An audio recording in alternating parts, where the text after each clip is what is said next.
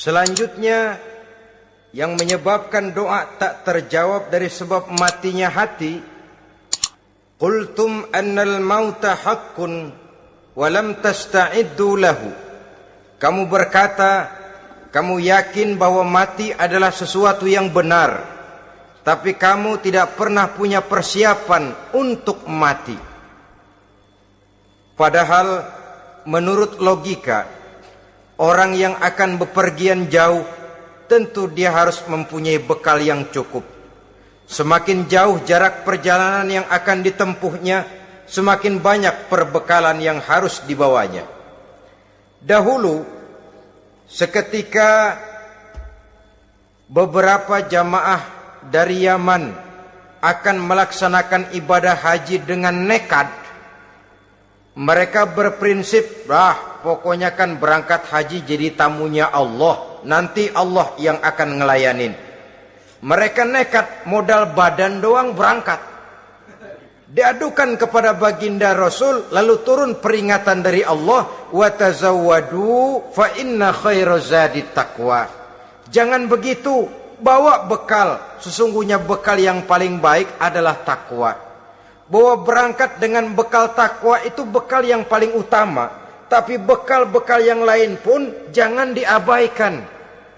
Kalau kita akan berangkat untuk tujuan yang baik, bekal yang paling utama memang takwa. Tapi tidak berarti harus mengabaikan bekal-bekal yang lain.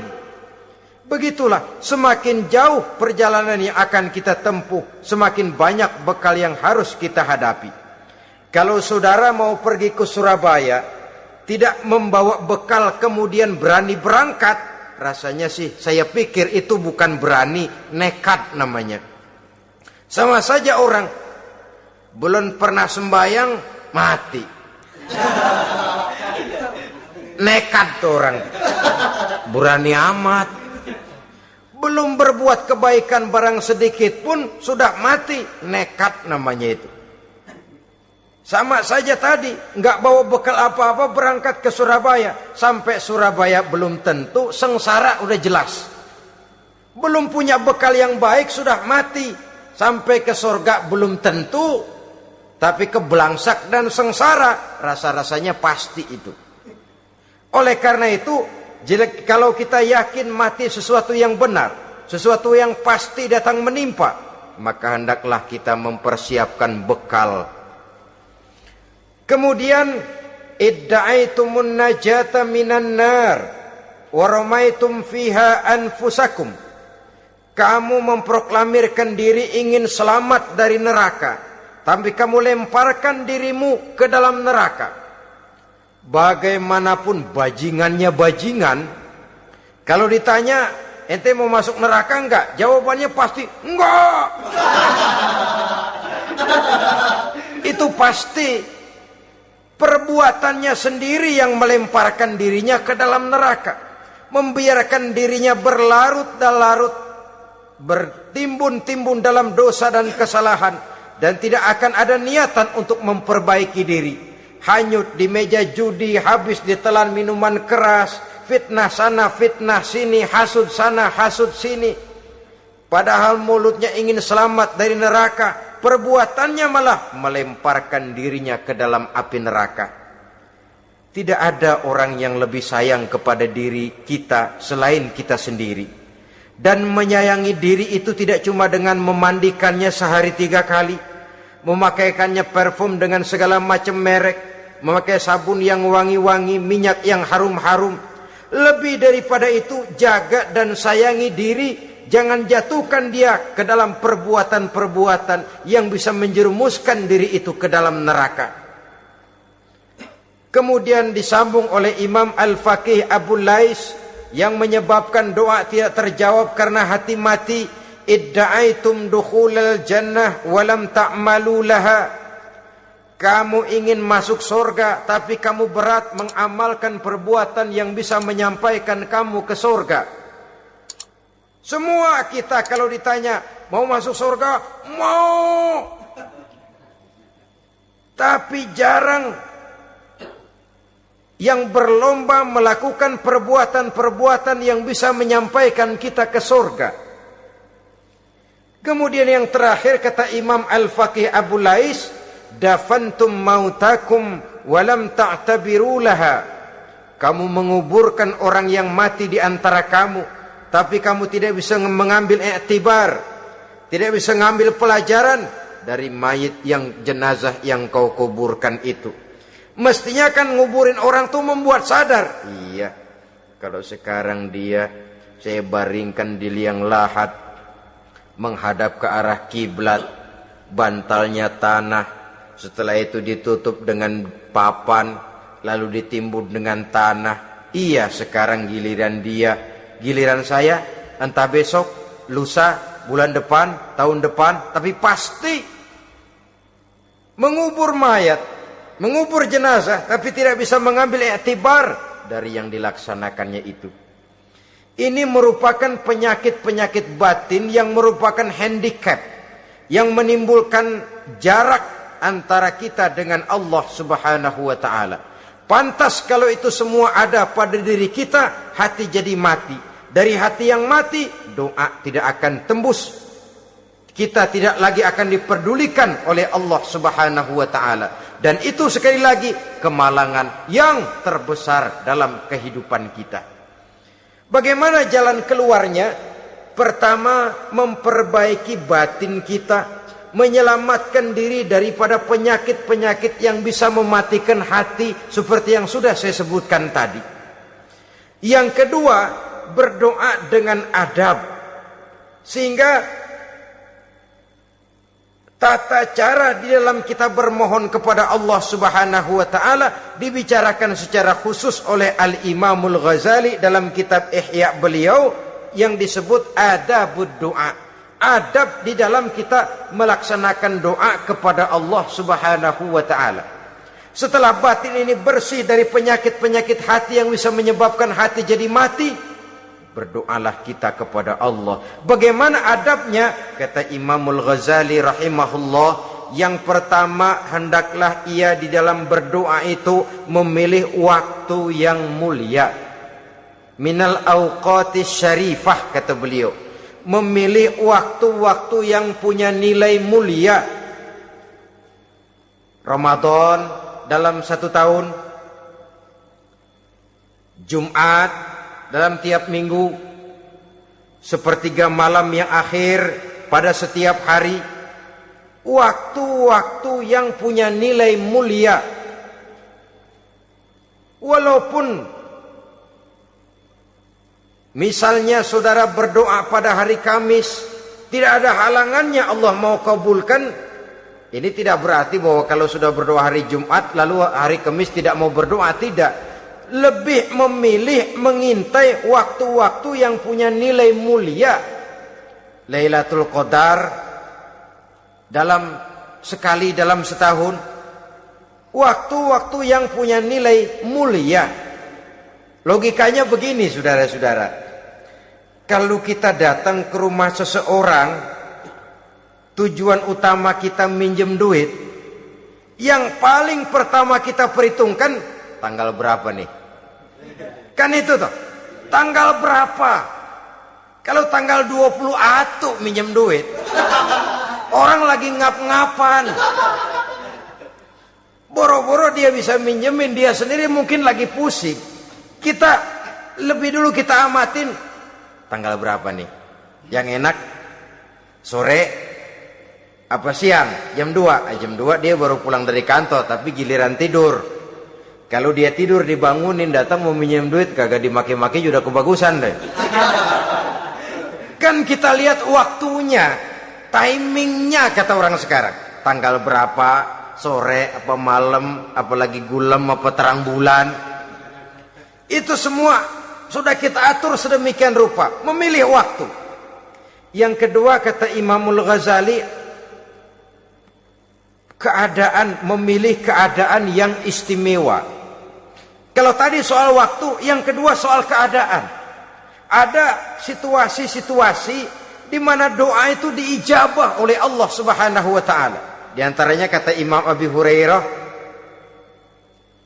"Inda zahfi sufuf fi sabilillah." Pada waktu mengatur barisan perang membela agama, di situ doa kabul.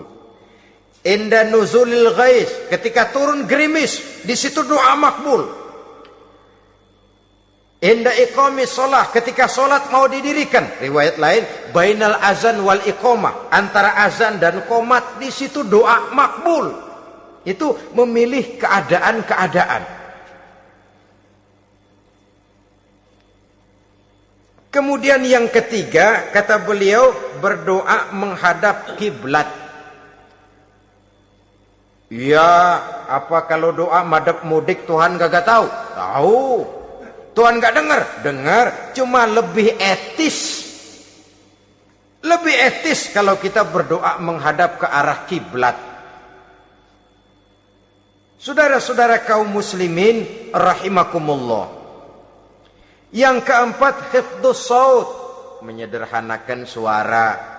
Tidak terlalu keras, juga tidak terdengar orang lain, apalagi kalau doa kita diaminkan oleh orang lain.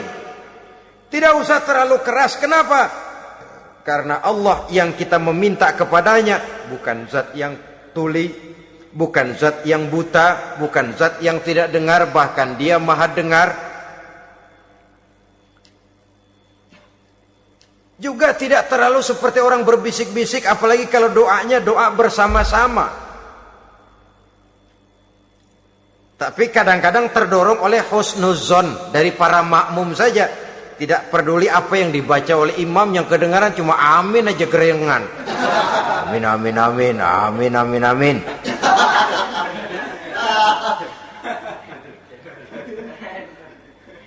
Juga tidak terlalu keras. Seperti orang berdoa, seperti orang pidato.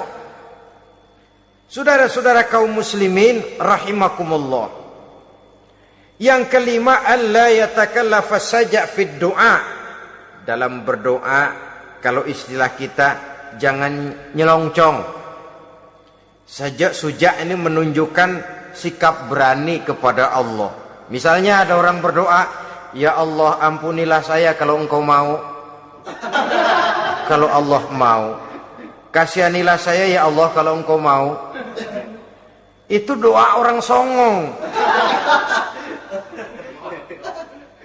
Atau sama saja, ya Allah berilah saya rezeki dikit aja. Emang kenapa pakai begitu?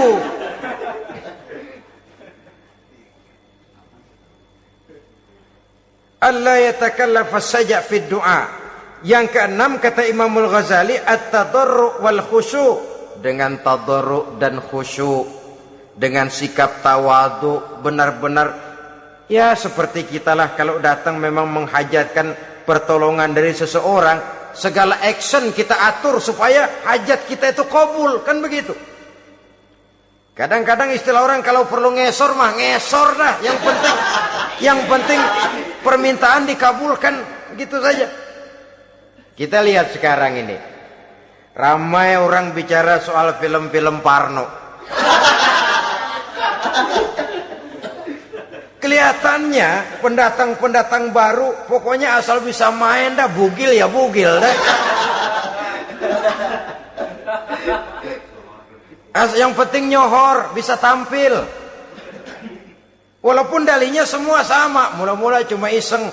Adegan panas bagaimana? Kalau tuntutan skenario apa boleh buat? Apa boleh buat? Emang nggak bisa milih. Setelah film beredar baru saya juga jijik ngeliat, ilah tadi kemana waktu bikin? Udah jadi baru jijik, bikinnya merem memang itu.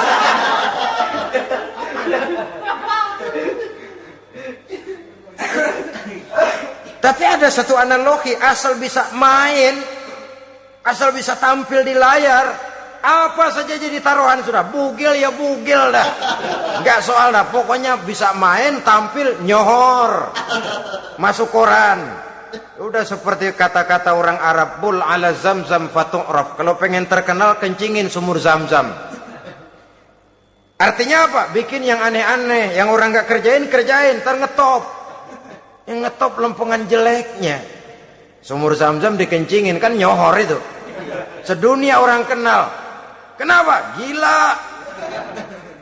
Saudara-saudara kaum muslimin rahimakumullah. Sangat kita sayangkan kalau lalu orang berlomba-lomba dengan cuma modal paha mulus, wajah cantik, dimauin apa saja mau lalu bisa tampil. Akibatnya yang jadi korban adalah anak-anak kita. Disuguhi tontonan-tontonan yang meracuni jiwa mereka. Walaupun akibatnya barangkali ya lain seperti band orkes dengan film memang akibatnya tidak langsung ya. Kalau band orkes akibatnya langsung, dia bisa berantem di tempat lokasi. Film orang nonton tahu dia di tempat itu, bukan di tempat itu dia praktek, pulang jadi pikiran dia. Tadi serem ya. Ntar kalau udah kesempatan kita praktek. Ntar ngancemnya itu yang gak enak. Tapi yang saya analogkan dengan persoalan kita, tingkah pola artis apapun dilakukan asal bisa main. Nah itu tuh, asal dapat kesempatan acting. Dalihnya ya tuntutan skenario lah, iseng lah, macam-macam lah. Tapi yang jelas satu target, saya harus dapat kesempatan main. Untuk sampai ke situ cara apa saja harus saya tempuh. Tidak peduli harus menginjak-injak norma dan budaya bangsa yang luhur. Tidak peduli harus bertentangan dengan kaidah agama. Tidak peduli hasilnya meracuni umat masyarakat, terutama generasi muda. Yang penting kan ngetop. Saudara-saudara, baiklah ya, itu soal lain. Tapi soal kita ialah at-tadarru wal khusyu'. Bermohon kepada Allah dengan tadarru, khusyuk dan tawadhu. Seperti kalau kita mau bermohon kepada seseorang, kita merendahkan diri. Pak, saya memang orang gak mampu pak. Utang saya udah selebar kampung pak. Anak udah 16 seperempat.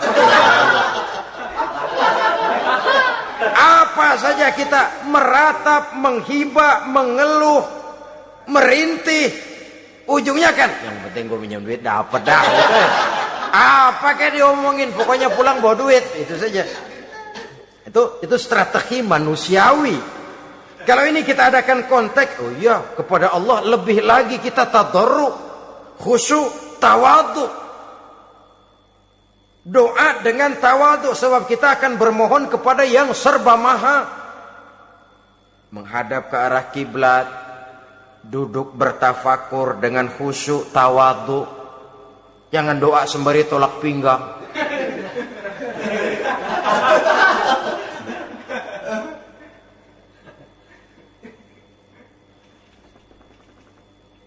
Yang ketujuh kata Imamul Ghazali, ayyujzimad du'a wa yuqina bil ijabah.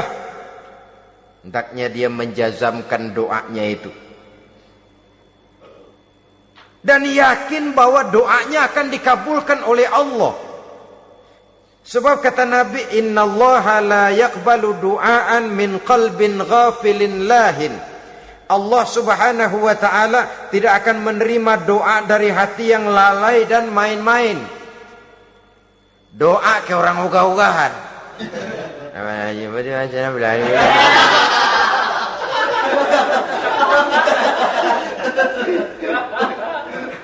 Kali malaikat nyongok dong, lu minta apa lu?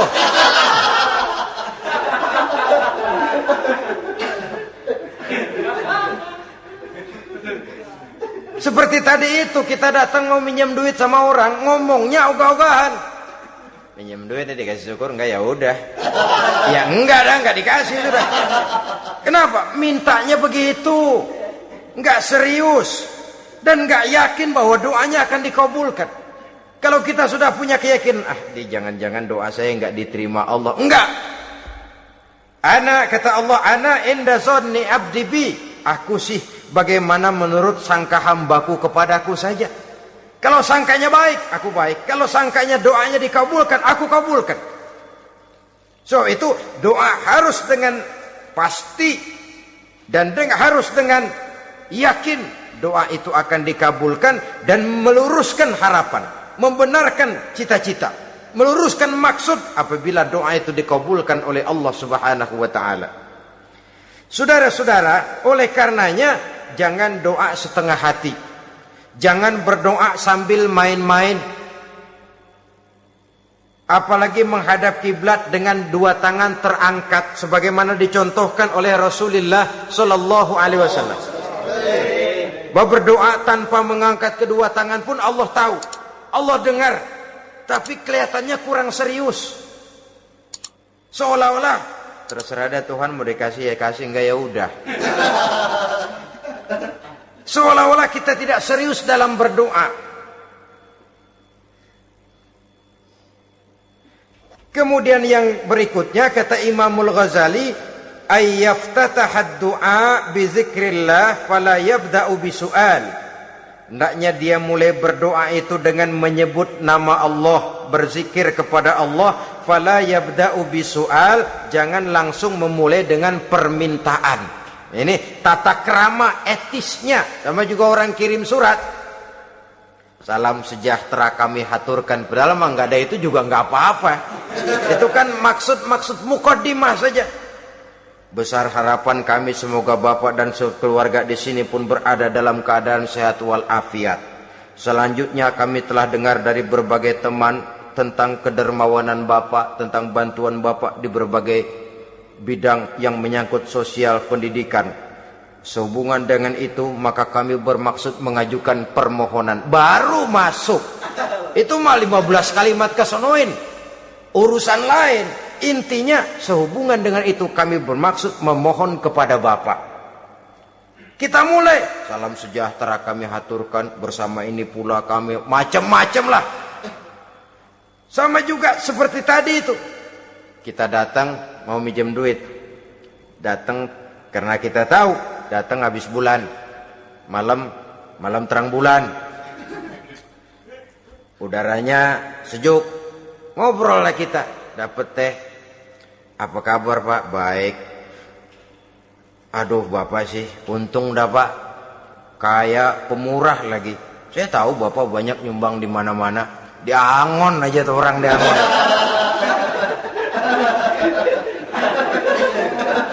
Kira-kira udah mau telap aja baru dikedat. Ngomong-ngomong Pak, nah mulai nih kalau udah ngomong dah tuh mulain, baru masuk.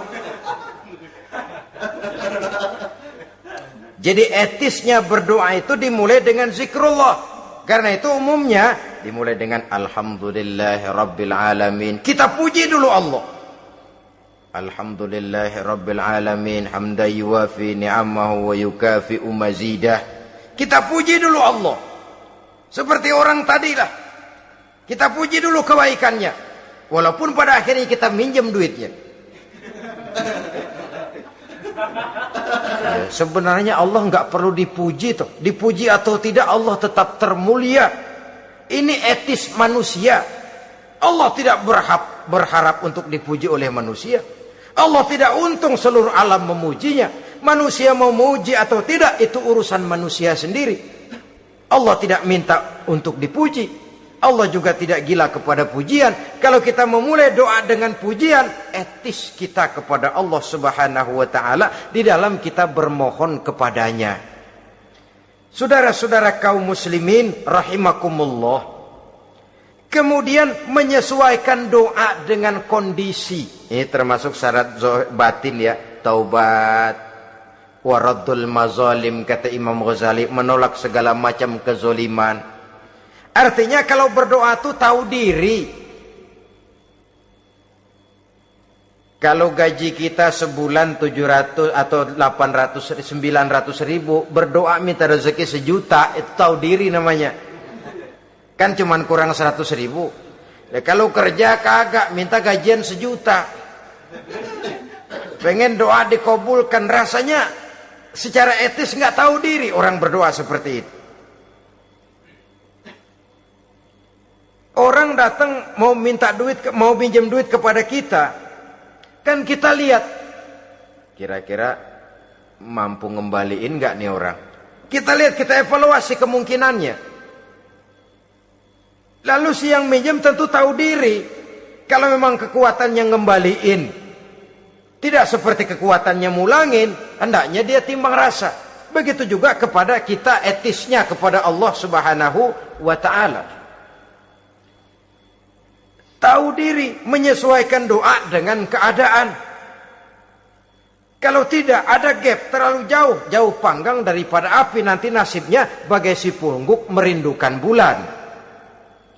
Apabila adab-adab di dalam berdoa ini kita perhatikan, sejak dia dari adab yang zahir sampai kepada adab yang batin, kemudian penyakit-penyakit yang membuat hati itu jadi mati, maka insya Allah doa kita dijabah oleh Allah Subhanahu wa ta'ala.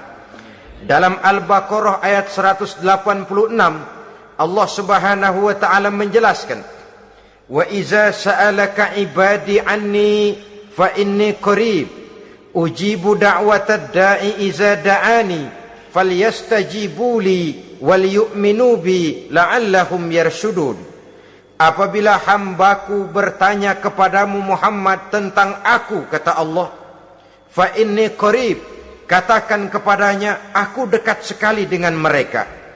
Ujibu da'watad da'i iza da'ani, aku akan jawab, aku kabulkan permohonan orang-orang yang berdoa kepadaku. Falyastajibuli wal yu'minu bi, maka hendaknya mereka juga menjawab panggilanku atas dasar iman kepadaku. La'allahum yarshudun, semoga dengan ini mereka kelak mendapat petunjuk. Saudara-saudara, Al-Baqarah 186 ini dengan nyata menjelaskan kepada kita, Allah akan menjawab doa, mengabulkan permohonan apabila kita falyastajibuli wal yu'minu bi, juga menjawab panggilan Allah atas dasar beriman kepadanya. Logikanya tadi itu, araftumullaha wa lam tu'tuhu haqqahu. Kita tidak pernah mau menjawab panggilan Allah sementara kita berharap doa kita dijawab oleh Allah. Apa enggak pincang? Apa enggak berat sebelah? Panggilan Allah kita berat memenuhinya, sementara kita sangat berharap agar permohonan kita, seruan kita dikabulkan oleh Allah. Menjawab panggilan Allah atas dasar beriman kepadanya. Kenapa? Ada orang menjawab panggilan bukan berdasarkan iman, tapi karena target lain. Datang sembahyang Jumat paling dulu, target utamanya pulang juga paling dulu nyabet sendal, nyabet sepatu.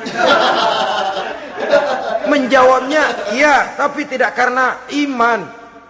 Jadi apabila kita rajin menjawab panggilan Allah atas dasar beriman kepadanya, maka seruan, permohonan, doa niscaya dikabulkan olehnya. Ini saja, mudah-mudahan ada manfaatnya. Terima kasih atas segala perhatian. Mohon maaf atas segala kekurangan. Usikum wa nafsi bitaqwallah. Wassalamualaikum warahmatullahi wabarakatuh. Waalaikumsalam warahmatullahi wabarakatuh.